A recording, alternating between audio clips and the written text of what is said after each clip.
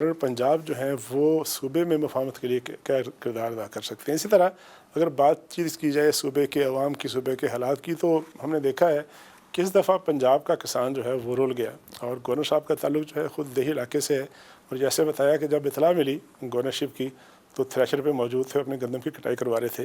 تو سر یہ کس طرح سے میں سینڈل ہوا کہ آپ کی موجودگی میں، اتنے زیادہ لوگوں کی موجودگی میں، ایک زراعت ریڑھ کی ہڈی ہے، دعوے بڑے کرتے ہیں، صوبے کے کسانوں کو کسی نے پوچھا نہیں ہے، گندم لے کے پھرتے رہے لوگ اور گندم خریدنے والا کوئی نہیں ہے. دیکھیں وہ بالکل آپ صحیح کہہ رہے ہیں، زرعی ملک ہے، زرعی صوبہ ہے، اور یہ بھی بدقسمتی ہے کہ کسان کے ساتھ کسی گورنمنٹ پہ میں بلیم نہیں کر رہا، آپ جس گورنمنٹ بھی کو کہیں نا، جس طرح کسان کا خیال رکھنا چاہیے وہ نہیں رکھا گیا.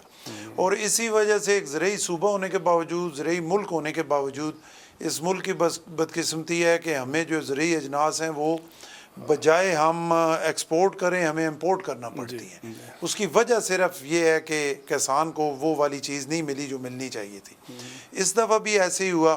سب سے بڑی خرابی تو یہ ہوئی جو میں نے محسوس کی، شاید میں غلط ہوں اس میں، کہ جب آپ کو ایک اندازہ تھا کہ آپ کی ایک بمپر کراپ جو ہے وہ آ رہی ہے مارکیٹ میں، ظاہری طور پہ گندم بہت اچھی تھی، اور اس اینڈ ٹائم پہ جو ہے وہ ٹنوں کے حساب سے گندم امپورٹ کر لی گئی مارکیٹ میں. اتنی ڈھیر ساری اور آخر میں 4-5 افسروں کو معطل کر دیا، بس اللہ اتنی، یہ کل میں نے خبر پڑھی ہے کہ 4-5 افسروں کو وہاں پہ معطل کیا ہے.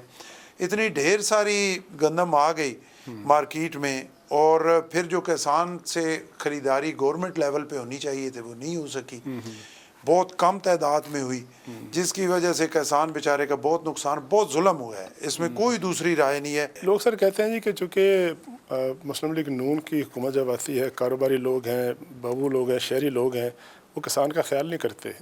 مسلم لیگ نون والے ہمیشہ کسان نہیں، کسان کا خیال میں سمجھوں کسی سطح پہ بھی نہیں ہوا جیسے ہونا چاہیے تھا. اب انڈیا آپ کے ساتھ ہے، آپ 88-90 تک زراعت میں ان کے ساتھ کمپٹیشن میں تھے، آج دیکھیں وہ کہاں پہنچ گئے ہیں. لیکن ان کی سر ییلڈ زیادہ ہے نا، ان کا جھاڑ زیادہ ہے، 80 من نہیں، گندم ہوتی ہے. جھاڑ زیادہ ہوا ہے نا چوہدری صاحب، پہلے ان کا ہمارا جھاڑ برابر تھا، 40 من ہی تھا. تو انہوں نے سہولتیں دی ہیں نا. ہاں، ان کا اگر 80 من ہوا ہے تو انہوں نے اپنی جو ہے اس سیکٹر پہ اپنی انویسٹمنٹ کی ہے، انہوں نے اس بیج کو بہتر کیا ہے، اس کے پوری تحقیق کی ہے، ان کو تحقیق کے لیے پیسے دیے ہیں.